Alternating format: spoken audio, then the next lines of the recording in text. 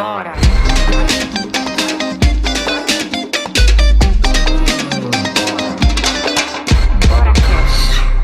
Fala galera, como é que vocês estão? Começamos mais um BoraCast maravilhoso e como a gente sempre fala, cada um tem um jeito de se relacionar com ela e é isso que a gente é tão apaixonado pela música. Cada pessoa é atravessada de maneiras diversas pela música, é uma ambiência, é um chão, é um pano de fundo para muita gente, a música, né? E é por isso que, se você é novo nesse canal, por favor, se inscreva, ative seu sininho, que a gente sempre tem novidade aqui para vocês. Todo mundo que a gente traz aqui, a gente tem certeza que vocês vão ficar muito curiosos, muito interessados, interessantes, pessoas muito interessantes. E vamos falar hoje de empoderamento feminino, né? Bora? Sim, vamos embora. E para falar disso, a gente convidou ela, maravilhosa, que é graduada em Tecnologia da Gravação e Produção Fonográfica, já trabalhou nos estúdios Estúdio Verde, Trix Brasil, Estúdio Observatório do Ecos, Estúdio Mafuá, caramba, e com artistas como Marcelo Yuca, Hildon, fala Hildon? Hildon. Boca Livre, Django, Eletrosamba, Lan e Maíra Freitas, e só foi a técnica de som, de áudio das Olimpíadas de 2016, é isso? Daniela Pastore, obrigada por você aceitar a oportunidade de dividir aqui com a gente sua experiência, sua vida. Obrigada pelo convite, uma honra estar aqui. É tudo isso, meu amor? Resuminho, né? Mais de 20 anos aí. Tem mais então, né? Que a gente ainda nem conseguiu chegar. Sempre tem. Você é tímida? Um pouquinho. Tá. Mas eu, assim, quando eu tenho que falar, eu dou aula, né? Então, imagina. Se você tem um assunto para falar, você fala numa boa, mas Exatamente. Você não tá lá exibida de graça. Falar de mim é sempre mais difícil, né? Eu sempre brinco que na primeira aula que eu dou para uma turma, quando a turma não me conhece, eu tenho que fazer uma apresentação. E eu fico muito feliz porque esse é o dia que vai menos gente. Olha! Ufa! Aí eu falo isso porque foi até difícil, porque a gente não acha você muito, né? Assim, a gente fica te caçando, né, roteirista? E aí a gente tem que cavar para te achar e é tão interessante, cara, a tua história, tua trajetória, teu engajamento. Eu fico muito, sabe, isso de falar de mim mesma. Aí eu fico tirando foto das coisas que eu faço, mas raramente eu posto. Geralmente eu posto quando alguém marca, eu compartilho. Porque a gente vai te marcar demais. Podem marcar que eu compartilho. Porque assim, e olha que hoje eu tenho redes sociais, tá? Até outro dia eu não tinha nada. Eu entrei para as redes sociais justamente a partir do movimento de me conectar com outras mulheres, que foi uma coisa recente de 2018. Amor, para começar, a gente não gosta de começar com essa pergunta, porque geralmente eu já quero para além disso, eu quero saber da pessoa, do amor, do axé, do seu cheiro, mas como é que você entrou nessa área profissional tão, assim, áudio? Como é que você começou com isso? Eu comecei justamente ali naquele momento em que a gente está definindo, né, carreira, terminando a escola para entrar numa universidade. Aí eu queria ser engenheira de som. Eu lia nos encartes, né, eu cresci no mundo do disco físico, então eu tinha muito LP, depois CD, sempre tinha encartezinho e eu via ali engenheiro de som. E a minha relação com a música sempre foi muito próxima, mas eu nunca cheguei no nível de tocar um instrumento. Cheguei a ter aula e tudo, mas não Você era fez aula minha. do quê? Tive aula de teclado, depois eu fiz aula de violão. Teclado ainda acho que rende mais, porque você aperta a tecla e o som sai. O violão já demanda um pouco mais, afinal o instrumento, pegar direito na corda. E eu sempre brinco que quando eu fui tentar aprender, eu não tinha muita paciência para ouvir uma pessoa que estava aprendendo a tocar. No caso, eu mesma. Então, foi meio incompatível. Às vezes, para quem começa a estudar instrumento, porque você escuta já umas coisas muito elaboradas e você começa... Tipo, é difícil sofrido. Juntar esses andamentos, né? E a minha vontade não era a esse ponto, né? Eu acho também. Porque tem gente que passa por cima disso e segue, mas eu não tive essa vocação, essa perseverança de sentar horas, assim, bunda. Que vem de dentro de mim a música, né? Eu não tenho essa... Mas você tá na música como técnica de áudio. Foi como eu consegui esse jeito de me inserir, assim, a música, eu sempre fui muito admiradora da música, mas eu consegui arrumar um jeito de poder colaborar com a minha Essa era uma pergunta que eu queria fazer. Por que técnica de áudio da música, né? E não de... Por que da música? Essa era uma pergunta. Na verdade, eu atuo em outras áreas também, mas a música foi o que me atraiu para isso. E, no caso, acho que a maioria das pessoas que trabalham com áudio acabaram entrando mesmo pelo amor à música. Mas eu também trabalho com outras áreas de audiovisual, também toda a parte de áudio para... Às vezes faço treinamentos, faço uma parte mais de estudo de equipamento para projetos, né? Ajudar. Você é a menina do manual? Um pouquinho. Que as pessoas falam, não sei mexer nesse cacareco, como é que eu faço? Aí pergunta pra ela. A gente tem o YouTube, né, que ajuda muito os tutoriais, você vai nos tutoriais do próprio fabricante, então, lógico, a gente tem que filtrar todo o conteúdo, mas hoje em dia a gente vê um vídeo e vê no vídeo, a véia, né? Falando manual, né, gente? Na minha época também eu tinha aqueles livrinhos... Que era quase um livrinho, né? Com as letras miúdas. Tem. Até hoje tem os manuais. Quando a gente tem uma dúvida assim, mas como é que faz tal coisa? Tem esse recurso ou não tem? A gente sempre... É um porto seguro, eu acho, o manual pra gente. Cara, você tem uma liberdade pra falar de equipamento? Porque assim, pra quem eu não sei, a maioria das pessoas tem medo de mexer naqueles botões todos, que meio que parece uma cabine de avião. Um monte de botão, não sei o quê. Como você... Tô pensando numa hipótese, tá? Não o conteúdo, não fica com medo de deletar tudo de uma vez?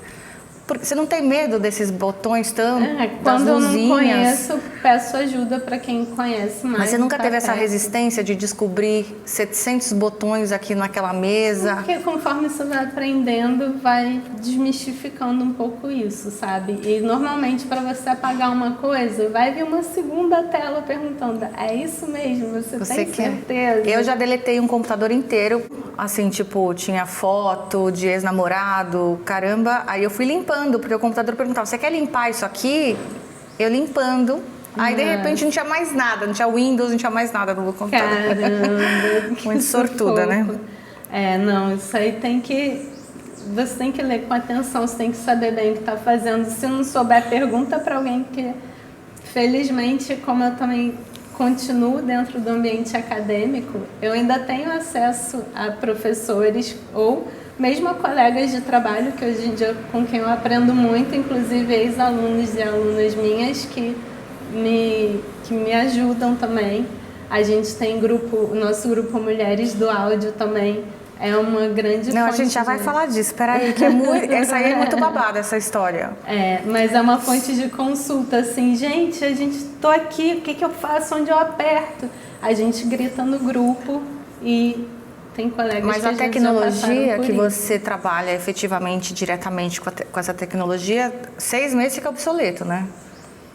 De certa forma, porque sim. Você aprende, então, minimamente, assim, então 50% dessa mesa eu já entendi, mas e aqueles outros 50%, daqui a 6 meses tem um botão novo, é igual médico, tem que estar sempre nos congressos para ir aprendendo. Os equipamentos têm gerações, né? Também, por um lado, a gente tem que ver que aqui no Brasil, a gente não tem essa tecnologia tão acessível a ponto de ser, na prática, de ser substituída com essa rapidez. Mas a gente tem tudo convivendo em harmonia. empresas que investem em tecnologias recentes e você tem acesso a isso, e tem ainda gente que está aí com tecnologia de 20 anos atrás e que continua funcionando bem. Porque a gente nunca usa a potência 100% do negócio, né? Tem que explorar bem o manual para é igual o celular, você nunca usa ele inteiro. Mas o que acontece? Tem uma frase muito clássica do meu chefe, que é o Ayrton Bahia, que é o criador do curso de produção fonográfica, e ele fala assim: é uma questão de aprender a metodologia, porque quando você aprende a metodologia, a tecnologia, você vai se adaptando à tecnologia. Olha aí, gente, não precisa ter medo do botão. Então é muito mais sobre metodologia do que sobre tecnologia, porque de um programa para outro é diferente, mas no fundo eles fazem a mesma coisa. Então você vai descobrir que um chama o botão disso, outro chama daquilo, mas os dois botões fazem a mesma coisa, e as mesas de som a mesma coisa. Você olha aquele monte de botão, primeiro você já sabe que é tudo espelhado, né? São canais que se repetem. Mas aí você tem as diferentes fabricantes. Mesmo o mesmo fabricante tem modelos que são parecidos, mas vão mudando as coisas de lugar. E aí você vai entendendo onde vai. E como eu também trabalho cada dia com um modelo diferente, às vezes eu fico tentando mexer hoje onde era o botão ontem. Aí não está funcionando, não, aqui é em outro lugar. Aí eu vou lá, ou se eu não sei mesmo, eu não tenho a menor vergonha de perguntar. E você fez aula de instrumento e você toca pro seu deleite, assim, só para você curtir? Você tem esse espaço? Não chega nesse... Nunca chegou no nível do deleite, porque eu não aprendi de fato. Eu tenho até uma boa referência de partitura mesmo, de notação musical, mas eu não sei executar. Então eu sei onde as notas se encontram ali, as figuras rítmicas, que é uma coisa muito presente no meu trabalho na edição de som na música. Então é uma parte que eu tenho uma noção, mas eu não sei reproduzir. Mas, por exemplo, às vezes os cantores e as cantoras não cantam exatamente a nota que tinham que cantar, eu vou lá, eu sei onde estão aquelas notas, eu vou dando um empurrãozinho ali para colocar as coisas no lugar. Então, o meu próprio trabalho como técnica me demanda um conhecimento musical, de teoria mesmo, mas na hora de reproduzir eu não tenho nenhuma habilidade. Então, o meu deleite é no meu trabalho mesmo, que eu tenho sorte de trabalhar com gente muito talentosa também. Legal. Você começou então porque você começou a fazer aula de instrumento e tal, e aí você falou, não é essa, eu quero mexer com essa high-tech aqui. Na verdade, quando eu fui tentar me embrenhar para a área de engenharia de som, eu não sabia do que se tratava de fato, eu nunca tinha entrado num estúdio. E aí, mas assim, eu queria de alguma forma me relacionar com isso. Com a música. E eu fui bater na faculdade de engenharia, vi que não era bem por ali, e aí eu consegui, porque eu fui tentar fazer engenharia como se fosse me especializar em som depois. E aí eu percebi que não era muito esse caminho. E você teve apoio das pessoas quando você começou? Eu tive apoio não só da minha família, né, que me permitiu estudar o que eu queria estudar, e consegui entrar. Eu fui da primeira turma do curso de produção fonográfica. Então, assim, eu já queria estudar isso, não tinha no Brasil, eu até tentei bolsa para estudar fora, e eu consegui entrar na primeira turma do primeiro curso no país. Olha! E aí eu tive muito apoio dentro do curso também. O Ayrton, né, que é o coordenador, ele sempre apoiou muito as mulheres. Inclusive eu tive minha professora Florência Saravia, que é uma referência para todo mundo do áudio do Brasil, não só as mulheres, embora ela seja argentina. A gente teve a sorte dela escolher o Brasil como pátria dela. E ela, assim, é uma referência, eu tive a sorte de tê-la como professora. E nós éramos novinhas na época, então, assim, não foi... para mim nunca foi uma questão eu ser mulher na área, porque eu tinha essa referência a vida inteira. E ela também sempre me indicou muito para os trabalhos, o fato de eu chegar por onde elas já tinham passado. Já encontrava as portas abertas, já encontrava esses caminhos abertos, e vem sendo assim até hoje. felizmente temos ela aí nos inspirando. E você, dia. Né? E eu venho também já tô na roda. Um bom tempo já nessa luta, né? A gente começou realmente, não tínhamos muitas, depois tinha a Roberta Siviero também, que veio no curso na segunda turma atrás de mim, então até triste a gente pensar nisso, né? Que eu fui a primeira mulher do curso, porque não foram duas primeiras, não tinha outra comigo. E ela foi a segunda, porque também era outra que era só ela na turma dela. Eu sei que essa resposta é óbvia, mas eu vou te fazer essa pergunta só para não parecer que a gente está falando de uma coisa que não existe. Você já sofreu alguma discriminação, algum assédio na sua área de atuação como técnica de áudio? É tão natural que muitas vezes nem eu percebo, nem eu me dou conta, sabe? E hoje em dia tem alguém do meu lado para falar, caramba, o que aconteceu? Aquela resposta. Quem tem do seu lado? Às vezes colegas. Então os artistas mesmo da banda, alguém que repara, o que para mim acaba sendo uma coisa muito natural, uma coisa que eu nem percebi, e aí tem alguém para falar, olha o que aconteceu. Outro dia, esse ano, eu cheguei para trabalhar, quando o cara viu que era uma mulher operando o som, falou, as mulheres vão dominar o mundo depois que conseguirem escolher a bolsa e o sapato. 2023. Ai. E eu respondi assim na hora, eu falei, que bom que eu já vim com 2 bolsas. Eu tava com uma mochila e uma bolsa tiracolo. E segui. Fui fazer minhas coisas. Mas na hora você percebeu que era... Não, então, na hora nem eu mesma me dei conta. Se não fosse depois dos colegas que viram falar, caramba, que cara, que abusado, fala aquilo. É que eu acho que a gente não espera, né, que ainda...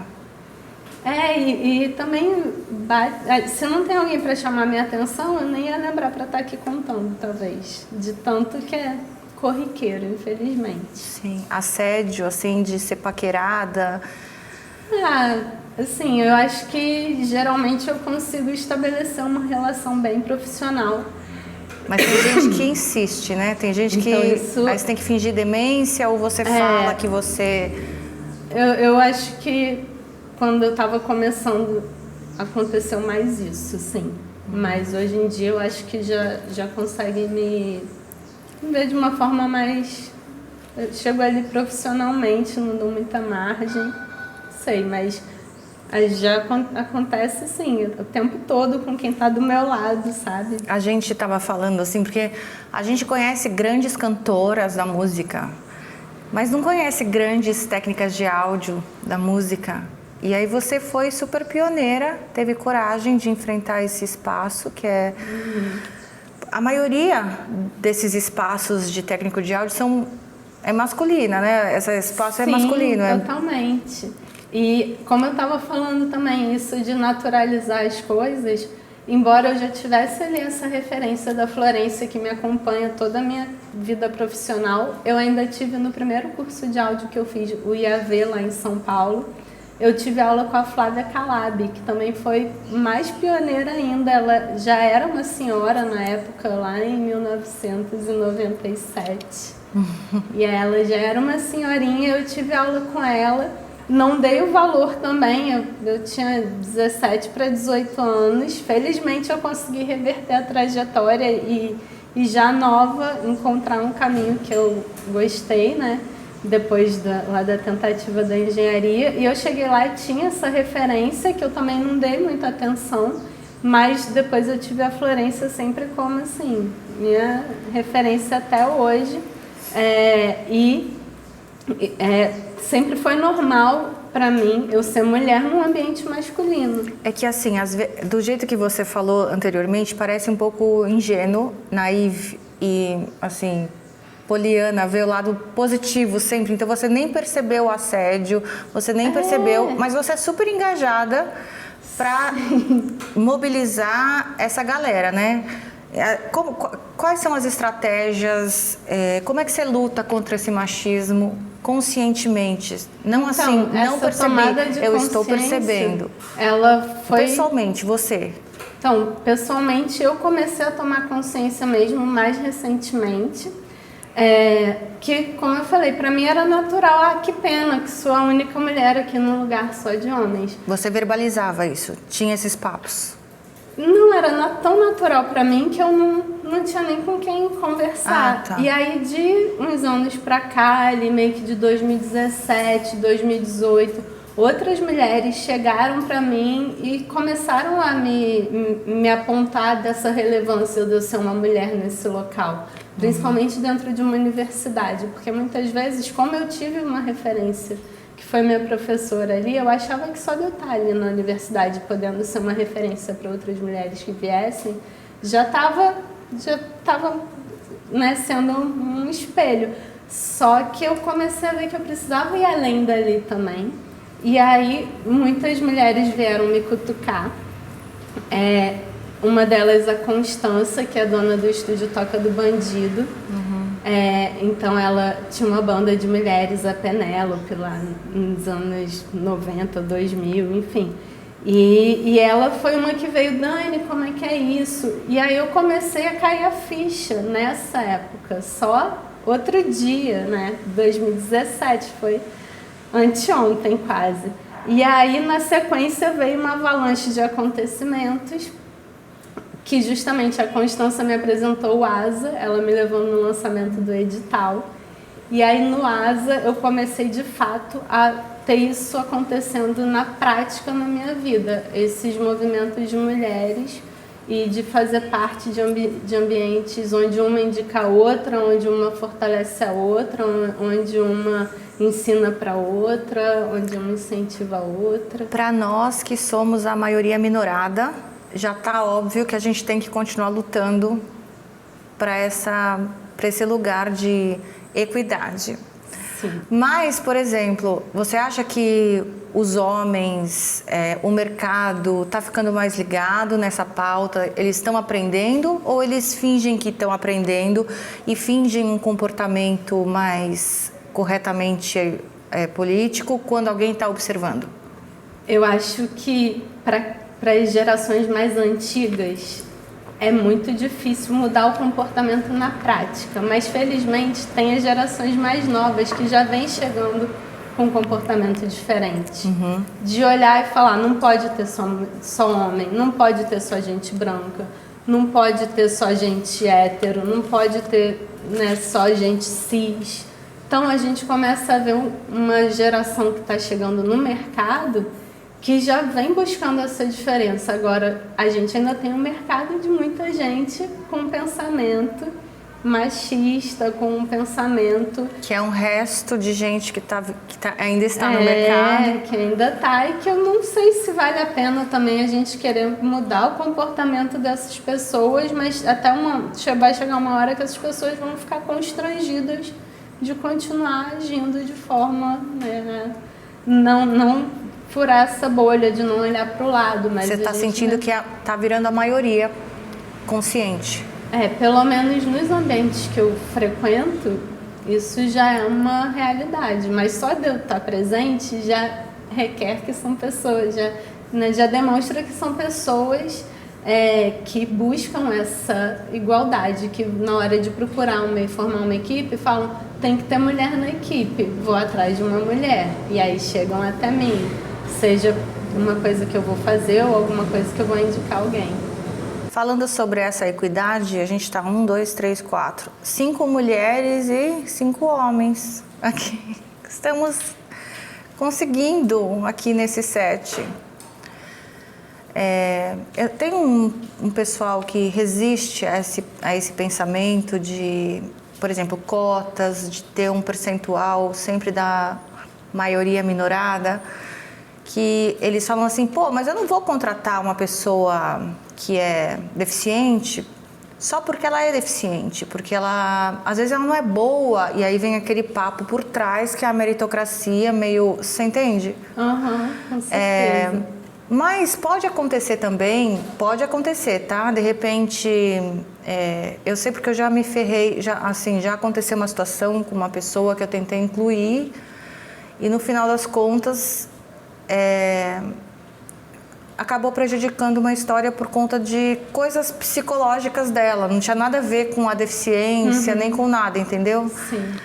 Acontece também isso, essa justificativa dessa resistência para incluir as pessoas minoradas. Acontece também de repente você ter uma pessoa que você quer incluir, mas que a pessoa não consegue chegar até o nível... e vice-versa, acontece nos dois lugares, mas eu estou falando da inclusão. Como acontece, né, em qualquer ambiente, vão ter pessoas que você vai tentar incentivar, incluir, botar ali, e a pessoa não vai dar conta, né? Mas eu acho que a gente isso não descredibiliza, por exemplo, porque falam assim, você dá cota para eles, mas eles não conseguem acompanhar o curso. Aí fica nesse discurso... eu acho que tem que ser uma coisa gradual, né? Não chegar ali uma pessoa que é inexperiente e colocar uma grande responsabilidade em cima. Então, colocar ali num lugar de assistência, num lugar que se ela errar, ela se começar a não dar conta da demanda, falar, não, tudo bem, fica de boa aí que a gente resolve aqui, né? De repente, dando essa abertura de nível de responsabilidade até que essa pessoa esteja preparada para assumir uma responsabilidade maior ou, infelizmente, constatar que aquela pessoa ali para aquela função não vai estar apta. Mas se a gente não der oportunidade, se nunca ninguém der oportunidade, como a gente vai saber? E ninguém nasce sabendo tudo, né? Por mais que a gente tenha cursos e eu dentro da área acadêmica, eu estou a vida inteira dentro da universidade. Então eu brinco que eu gostei tanto quando eu entrei na universidade que eu nunca mais saí, porque eu já de aluna virei professora e estou até hoje nesse ambiente e sempre aprendendo, que o fato de eu ensinar me obrigar a aprender, não só pela demanda da tecnologia. E a gente tem que estar o tempo inteiro tentando, né, trazer as pessoas e reconhecer os seus talentos e até mesmo saber orientar ou ter alguém que possa orientar. Mas você se coloca mais à disposição quando você percebe que é uma pessoa minorada? Sim, sempre procuro incentivar e estar perto. Você dá mais um pouco às vezes? Uma atenção às vezes é o que a gente precisa dar. Uma conversa, né? Um sorriso. Você já pensou em desistir dessa profissão por conta dessa pressão machista? Não, nunca te veio para isso? Porque realmente eu não saberia fazer outra coisa nessa altura do campeonato. Não, mas antes, no começo, que você ainda era mais... No começo eu só ia. Até eu fico pensando assim, quando eu comecei a dar aula eu era tão nova que aquilo... chega aí, vai dar aula. Aí eu não contestava, eu não falava. Sim, senhor, hoje em dia eu ia falar... Eu dar aula, acho que eu não vou conseguir, sabe? Às vezes a gente, com o tempo, a gente ao invés de ganhar essa confiança, a gente vai começando a falar, não, isso aí eu acho que eu não vou conseguir. Aí tem que ter alguém para falar, não, claro, vai lá, lógico que você consegue. Então, é o tempo inteiro isso, por mais experiência que a gente tenha, que dirá quem não tem experiência, se colocar nesse lugar da dúvida, né? Então, a gente tem que sempre... poder dar oportunidade mesmo. Fechando esse arco da trajetória do herói ou heroína, a gente vai falar então de um projeto, o ASA, que você faz parte. Como é que é esse projeto? O que é esse projeto? Conta pra gente dessa história do ASA. O que é o ASA? O que significa a sigla ASA?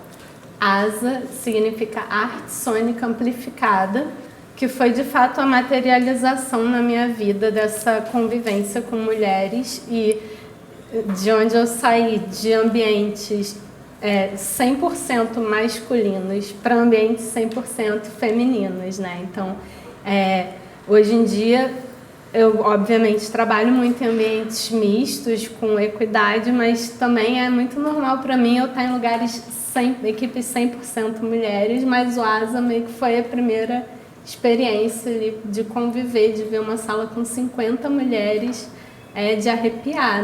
Na época, se a gente pensar, eu não tinha passado por nada parecido. E eu entrei nesse projeto em 2018, teve a primeira edição, um projeto do Oi Futuro em parceria com o British Council e outras duas instituições britânicas, Lighthouse e She Said So. E aí essa esse movimento, esse projeto do ASA, um programa, ele surgiu a partir de uma pesquisa da UBC que detectou realmente como existe essa diferença de gêneros no setor da música. Detectou quando? Foi em 2018 que saiu essa primeira pesquisa. Nossa, porque detectou em 2018? Em 2018 teve uma pesquisa formal com pizzazinhas, sabe? E de lá pra cá vem se repetindo a pesquisa e a mudança é muito lenta. Sim, não, virou já então um índice. É isso, foi feita essa pesquisa de fato. E aí, a partir desse resultado, o Oi Futuro, que também é uma instituição que busca promover equidade e tudo, criou esse programa, onde a residência era no espaço do Oi Futuro, o Lab Sônica.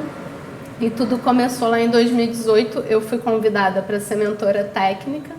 Foi um projeto onde centenas de mulheres se inscreveram e 50 foram selecionadas para a primeira turma, lá em 2018, quando vieram mentoras britânicas para cá. São mulheres do som, não apenas da música, de várias áreas do som. E a partir dali, como eu falei, foi então que eu resolvi tomar a iniciativa de entrar para as redes sociais. Ufa! Porque eu falava assim, minha vida social, eu dentro da universidade, tantos alunos todo semestre, já era tão... A vida social física, real, era tão intensa que eu falava, não vou ficar entrando em rede social. Total. E aí, nesse momento, elas tinham um grupo no Facebook, do ASA.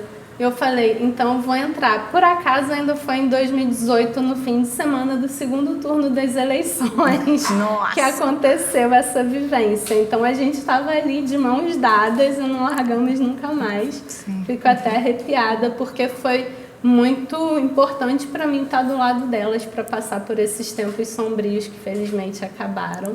E foi ali naquele momento em que tinha um movimento assim, vou sair do Facebook, vou sair das redes sociais. Eu entrei nas redes sociais no Facebook no dia seguinte do segundo turno das eleições e para fazer parte desse movimento, onde eu posso compartilhar os trabalhos delas, onde eu posso me conectar com mulheres e onde muitas vezes eu sou conectada por outras mulheres, mas eu ainda estou aprendendo a me relacionar com as redes sociais, porque a minha vivência é muito curta. E aí eu fui essa primeira turma em 2018, eu fazia a mentoria técnica do projeto, só que eu me envolvi tanto e eu estava tão presente, assim, porque era tão mágico viver aquilo que eu queria estar com elas o tempo todo. E aí no ano seguinte teve uma segunda edição, onde eu fui chamada para ser coordenadora técnico-pedagógica. E aí eu participei um pouco mais do processo de outras formas. E eu também era responsável por fazer as gravações no estúdio, onde elas tinham a oportunidade de agendar para gravar seus trabalhos, que era assim, a grande cereja do bolo, né? E depois a gente teve o encerramento da segunda edição do ASA. No primeiro dia da pandemia, assim, o segundo ano encerrou juntinho com o fim dos tempos, que tudo se fechou. E aí teve uma terceira edição online. E ninguém me chamou para trabalhar nessa edição, só que eu fui lá e me inscrevi. Eu participei como ASA, eu tenho meu certificado de ASA. E o mais importante, eram 400 mulheres do Brasil, então foi uma oportunidade de estar em contato com mulheres fora do Rio também, embora a gente não tenha encontros presenciais. Mas ninguém te chamou porque mudou a direção? Porque mudou o formato, mudou tudo, e também tudo bem, tem que dar oportunidade para outras mulheres participarem, mas não tinha mais esse... Eu atendia muito uma demanda presencial ali do espaço do Lab Sônica mesmo. Entendi. E foi tudo online, enfim, foi o pessoal lá de São Paulo que compreensível, né? Tipo, ela não gosta desse rolê de... E o Mares, Mares? O Mares, ele já surgiu, aí já é cria do ASA, assim, para você ver como o ASA foi tão impactante. O Mares é Mulheres Artísticas em Residência. Mulheres Artistas em Residência. Da segunda turma do ASA. Que você forma pessoas para trabalhar com áudio. Na verdade, o Mares nasceu de duas meninas que se conheceram no ASA, meninas de carinhoso, duas mulheres maravilhosas, a Laila e a Paty, Laila Aurori e Patrícia Rodrigues. E aí elas duas propuseram esse projeto Mares para o edital do Oi Futuro. Elas se inscreveram e passaram no edital, usando justamente aquele mesmo espaço onde a gente habitou do ASA, o Lab Sônica, com o estúdio, tudo. Só que elas fizeram diferente do ASA, que era um projeto amplo para mulheres do som. Ali era para mulheres artistas da música mesmo. Um programa que se estendeu ao longo de uns 3 meses, se eu não me engano, em sábados e domingos, intensivos de formação para elas, onde elas tinham formação assim, desde corpo, de composição, a parte de áudio eu dei uma oficina também. Eu, a Raquel Brandi, que também foi do ASA e que também foi minha aluna, que eu reencontrei no ASA. Então o ASA ainda teve muito isso, além de eu conhecer outras mulheres que eu não conhecia, eu também tive a oportunidade de reconectar com mulheres que eu já conhecia e que eu não tinha tanto contato assim.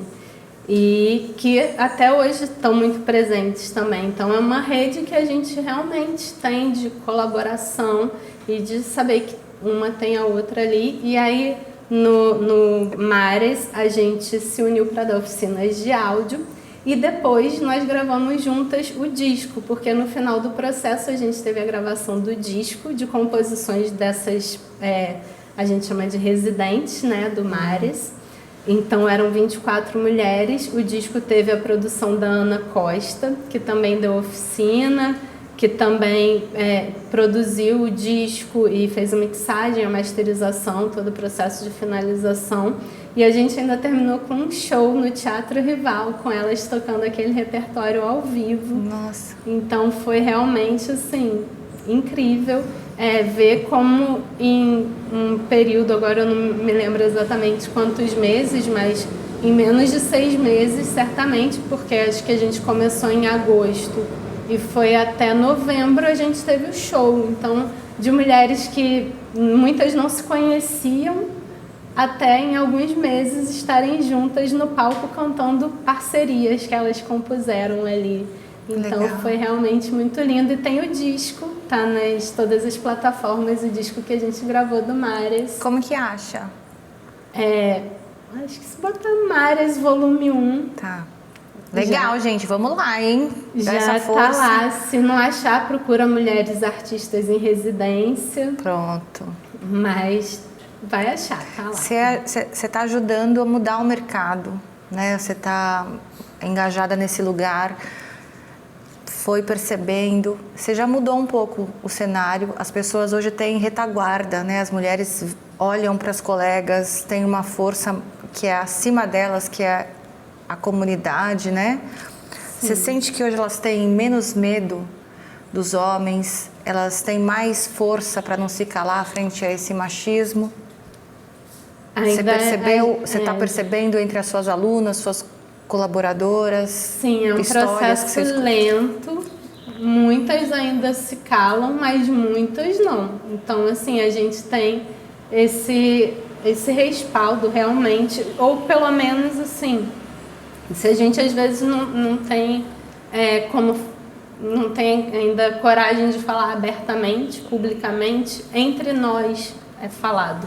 Tá. E isso já dá uma força bem grande. Ou até mesmo a ponto de falar, não, você tem que falar, reportar isso, né? Quando é uma coisa muito séria, a gente incentiva a que isso seja exposto mesmo, porque a gente vê as situações acontecendo e muitas mulheres que não têm coragem de falar por serem desacreditadas, descredibilizadas. Então a gente, por mais que às vezes a pessoa só esteja disposta a falar ali internamente, se assim, você é branca, classe média, aí a outra pessoa que é mais ainda, que é preta, pobre, é outro lugar, né? Eu sei bem do meu privilégio de, como você falou, mulher branca.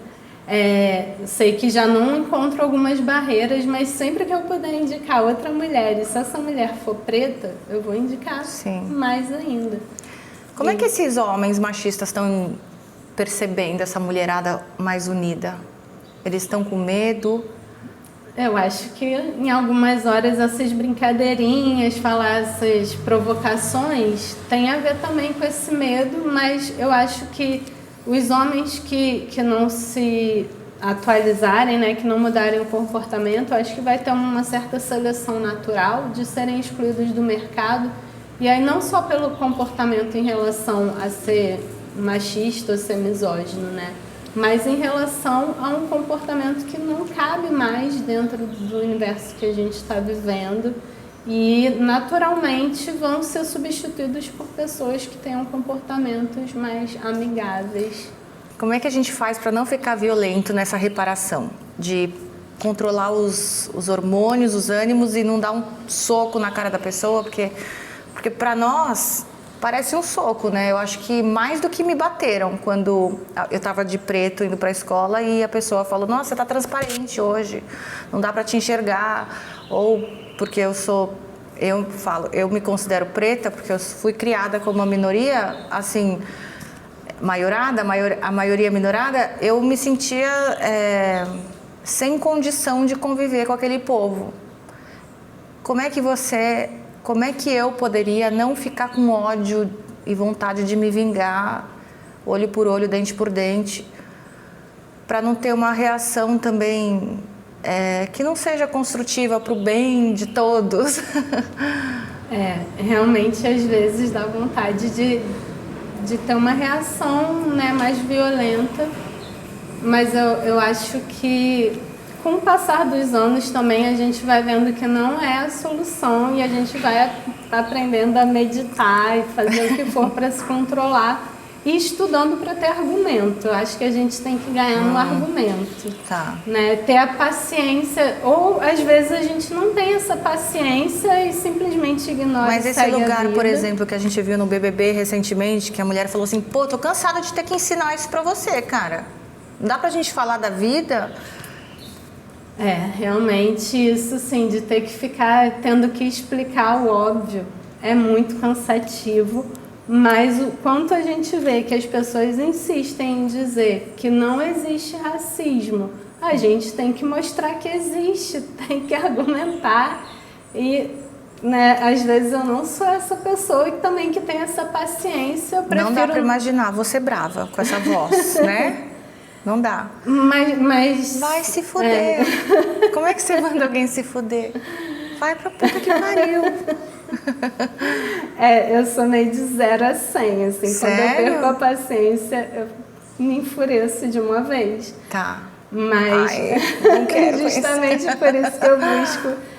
Ou se eu sei que é uma coisa que me afeta muito, tirar o corpo fora para não entrar nesse embate. Porque às vezes a gente está mais evoluído no dia, fala assim: nem vou discutir com essa bosta, né? Tipo... Exatamente, e às vezes não vai adiantar nada, que a pessoa vai continuar sendo assim. Então, assim, deixa ela aí, que ela vai quebrar a cara mais na frente, vai encontrar alguém mais preparada psicologicamente e às vezes mesmo com argumentos mais fortes do que os meus para combater aquela violência. Tá.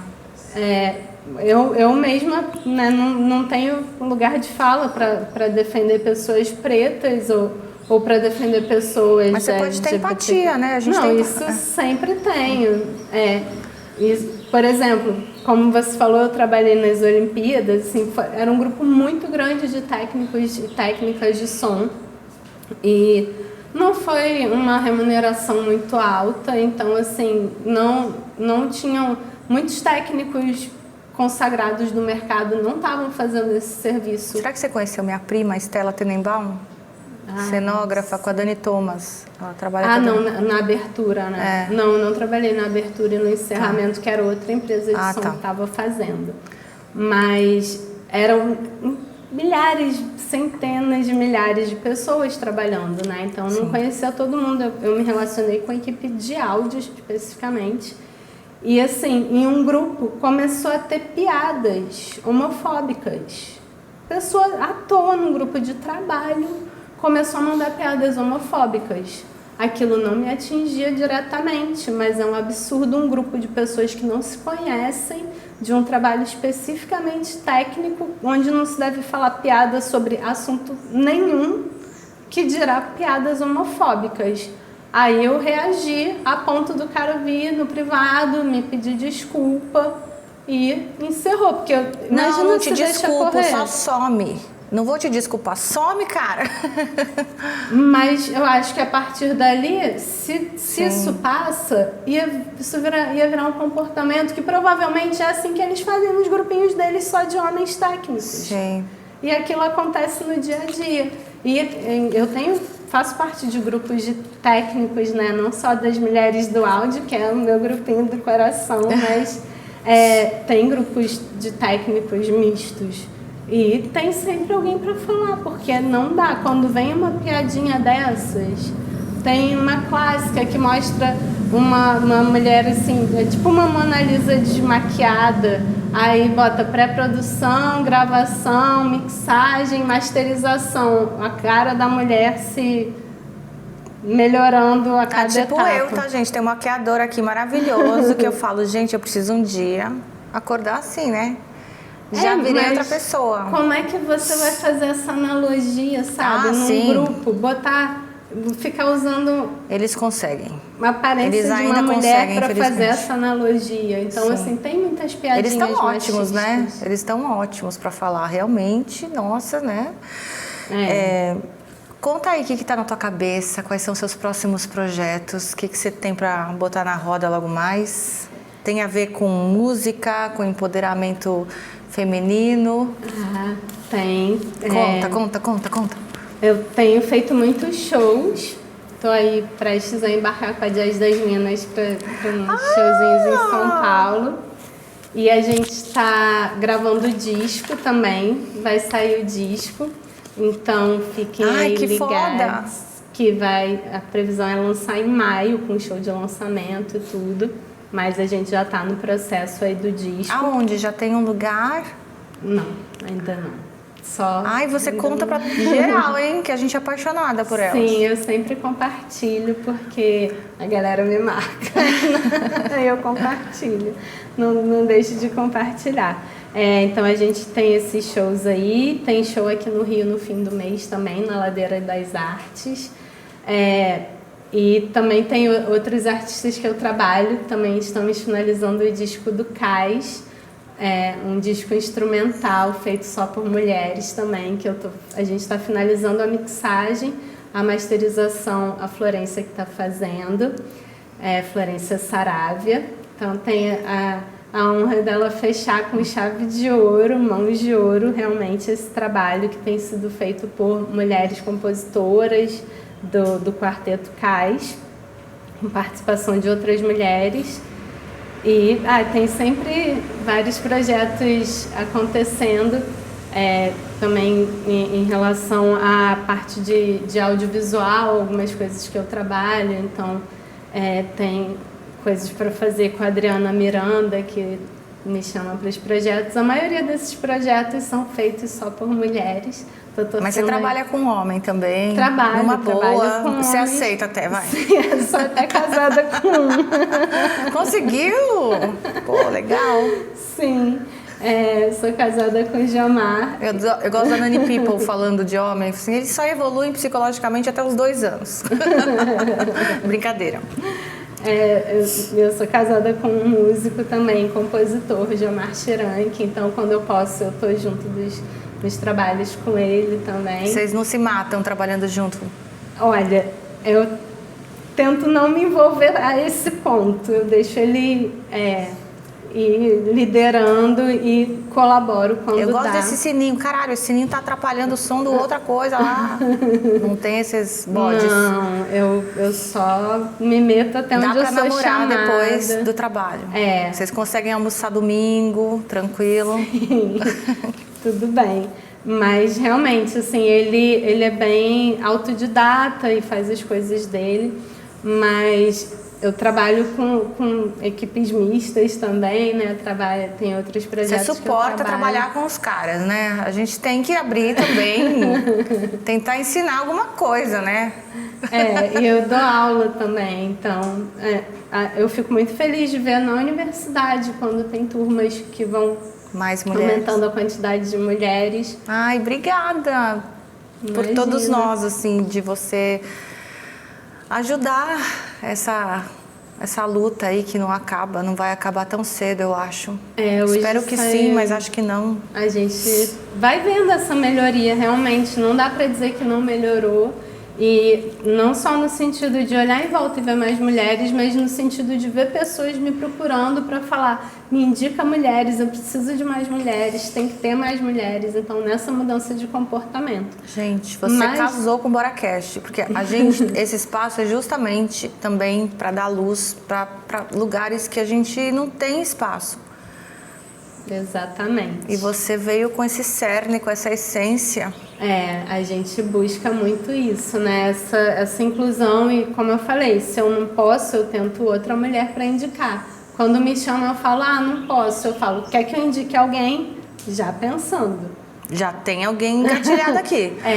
Amor, eu sei que você fala super calma, você é romântica. Você é romântica? Eu sou emocionada. Eu acho mais do que romântica, eu sou um pouco Você topa uma rapidinha comigo?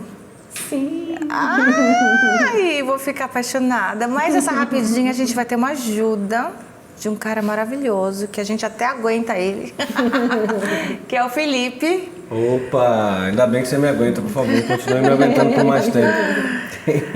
É o seguinte, meu amor, pega que é teu. Você vai fazer o que você quiser com isso aqui. Você pode tocar, você pode fazer uma performance, você pode dançar. Eu vou te fazer umas perguntas, ele vai tocar aqui e você vai responder sem parar a sua performance. Agora, o ritmo que ele vai dar. Fala. Antes, por favor, não deixe de me aguentar. Não me aguente menos, porque eu vou aguentar ele. Comentário, não. Mas assim, vocês falaram de um negócio de... como é, tipo, meio que ter que chamar ou chamar pessoas envolvidas com determinadas pautas, né? Homem, mulher, ou negro, qualquer coisa do tipo. Poxa, eu penso sobre isso uma coisa que é, tipo, vai ter gente boa pra fazer o trabalho e gente ruim pra fazer o trabalho em qualquer categoria social e etária que você quiser. Sim. Muita gente boa e muita gente ruim. A questão é uma questão, me parece, uma questão de geração. Estamos numa geração em que falar sobre isso tornou-se, finalmente, uma coisa imprescindível. Porque a gente está falando de opressões milenares. A opressão em cima o cerceamento em cima das mulheres, assim, de maneira geral, enquanto causa, né, enquanto galera, é um negócio de milênios. Sabe? Tipo, a gente conhece povos ao redor do mundo que não tem tanto isso, mas são isolados. O grosso do raciocínio, o grosso do como se olha, como se comporta diante de uma mulher, é sempre ele perpassado por um ideal de diminuição, sabe? Tipo, então, chegamos num ponto em que, assim, aproveitando que se tornou imprescindível, então tem que botar na roda mesmo, velho. Tem que botar na roda mesmo, porque assim, se não fosse assim, olha quanto tempo a gente está falando sobre isso. Exatamente. Aqui entre nós, sabe? E não dá pra calcular o efeito que isso pode ter na cabeça de uma pessoa, sabe?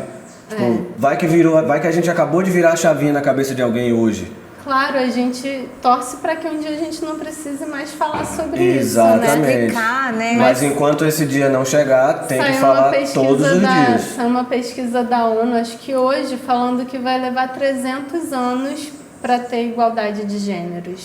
Quer dizer, nem a geração dos netos de quem está aí vai ver isso, mas a gente está aqui fazendo a nossa parte. É aquilo, eu separo o meu lixo. Separo, pode não fazer diferença perto de ninguém que separa? Dane-se, eu separo o meu lixo. Exato. Eu vou fazer a minha parte, né? Eu não vou deixar de fazer porque não é todo mundo que está fazendo. Pois é. Então, assim... Micro-revoluções, né? Quem não se sente constrangido quando vê cenas, né, de pessoas iguais fazendo a mesma coisa, melhore, né? Porque... Não dá, eu fico constrangida, vergonha alheia quando eu vejo esse tipo de situação. Então, se eu puder falar ou fazer alguma coisa para mudar, eu vou estar sempre atenta para isso. Eu penso numa analogia que parece piada, mas até pode ser engraçado mesmo, mas que na minha visão diz muito sobre isso, que os corpos trans sofrem muito, sabe? Tipo, tô vendo um corpo que na minha cabeça é fenotipicamente masculino e que a pessoa quer que chame de ela. Brother, você chamou Abelardo Barbosa de chacrinha durante décadas, tá ligado?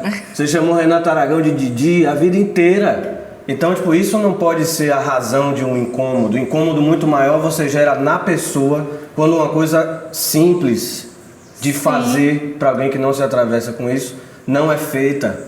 E você atravessa uma pessoa negativamente, às vezes de um jeito irreversível. Com certeza, sabe? A gente ouve histórias e mais histórias a respeito disso e a gente vive num mundo que hoje em dia, às vezes a gente tem que perguntar como que eu chamo, como que você quer que chame, né? E do ponto de vista disso, de estar tocando no assunto, tem que falar dessas coisas mesmo, porque aí essa pessoa que tem essa dificuldade, ela vai ter que se encontrar com essa dificuldade o máximo de vezes possível, velho, porque é isso mesmo, desculpa aí, sinto muito.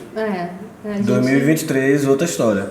É reeducação. Nova programação, novos horários. Tem que mudar e eu sou a favor assim, que a língua brasileira mude para se adaptar. A língua está em mudança o tempo todo. Se tiver que falar todes, eu vou falar todes, porque é isso também. Por que quando tem aqui, nós três, é todos, porque tem um homem e duas mulheres, a gente é a maioria, aí tem que ser todos. Aí o O ganha. Bota o E então, que fica neutro. Mas assim, com X já não dá pra falar. Todos. Se der pra falar, sou a favor da mudança, assim. Aí falam, mas pô, tanta coisa mais séria do que ficar falando todas. Tudo é sério, gente. Se a gente não falar das coisas que tem que mudar, nada vai mudar, né? Você é mãe? Não sou mãe. Quer dizer, quem disse, né? Que você tem tanta... essa mulherada toda que você tá apadrinhando. Sou mãe das filhas e dos filhos dos outros, né? Como professora, então, eu sempre me sinto um pouquinho responsável, né? Por cada pessoa que eu dei aula ali também. Tem esse sentimento de orgulho quando eu vejo um aluno, uma aluna bem sucedido aí fazendo trabalhos que eu me orgulho, quando eu encontro nos trabalhos que eu faço, que é toda hora. Então é um pouquinho desse sentimento, né, também de... Vamos pra rapidinha. Bora. Posso ir? Bora? Vamos.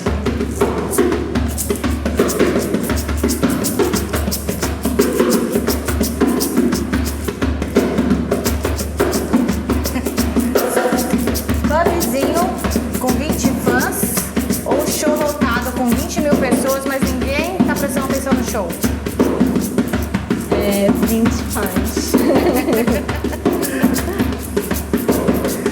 Show que dá um super trabalho e a música é boa, ou um som fácil que a música é chata? Super trabalho com música boa.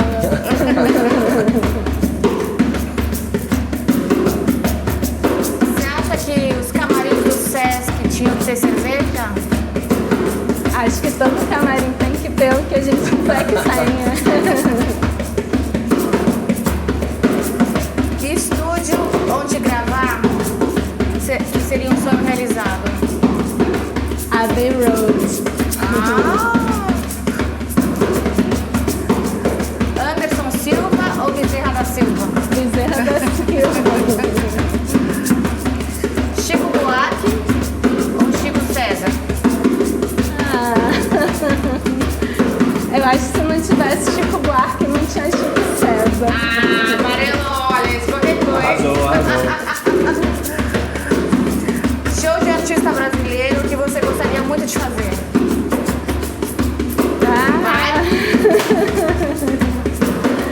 De fazer muita responsabilidade. Não sei. Fala aí. Sou feliz fazendo Mayra Freitas e Jazz das Minas. Mas tem tantas artistas que eu trabalho que eu sou muito fã. Não, para de sabonetar, vamos lá. Vou falar outras. Artista gringo que você gostaria muito de gravar? É rapidinho, tem que falar, rapidinho.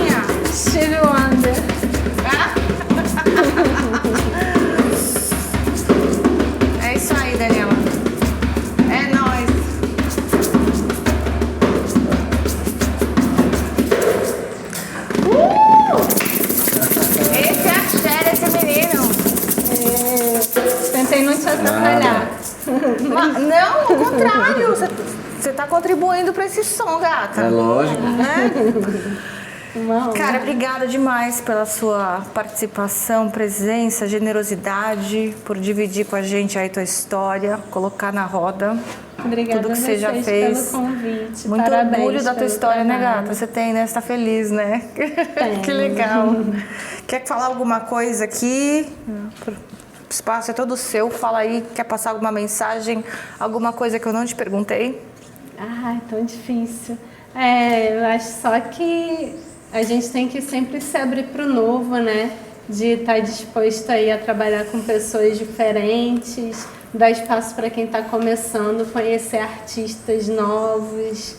Acho que a gente que trabalha com música, eu trabalho muito com gente independente, com arte em geral, não só música, o audiovisual, tudo. É uma luta tão grande para a gente fazer o que a gente faz.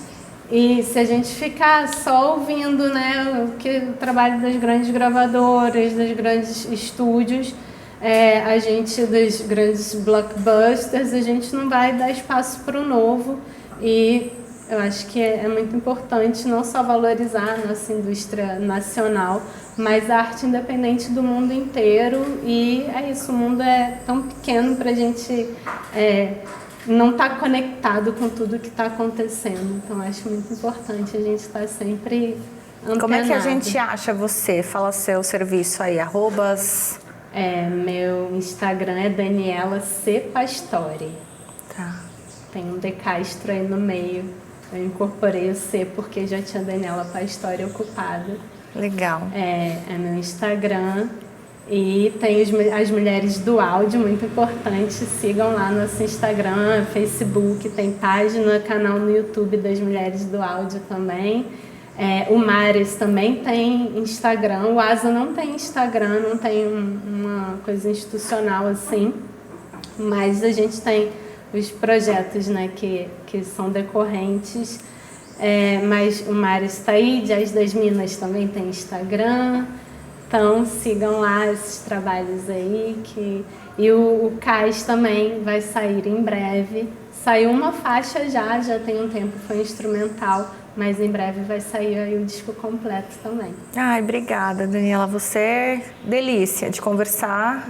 E obrigada. infelizmente a gente tem esse receberem. timing.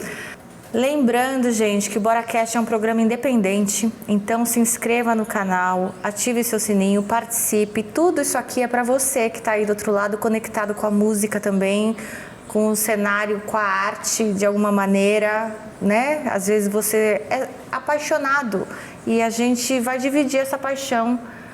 Bora lá? É isso, gente. Até o próximo BoraCast. Bora!